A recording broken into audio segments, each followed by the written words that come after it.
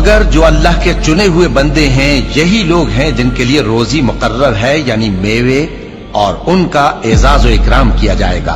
नेमत के बागों में एक दूसरे के सामने तख्तों पर बैठे होंगे।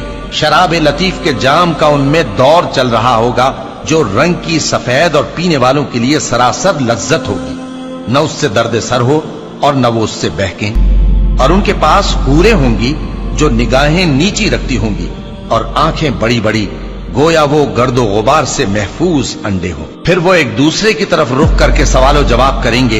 एक कहने वाला उनमें से कहेगा कि मेरा एक साथी था जो कहता था कि भला तुम भी ऐसी बातों की तस्दीक करने वालों में हो।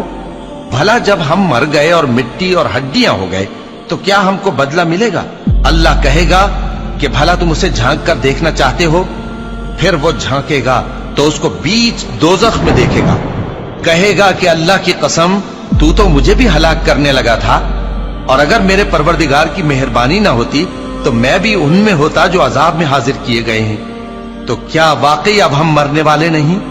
हाँ, जो पहली बार मरना था सो मर चुके और हमें अजाब भी नहीं होने का। बेशक यही तो बड़ी कामयाबी है।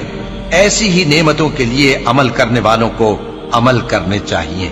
भला ये मेहमानी अच्छी है या थूहर का दरख्त? हमने उसको जालिमों के लिए बला बनाया हुआ है। वो एक दरख्त है कि जहन्नम की तह में उगेगा।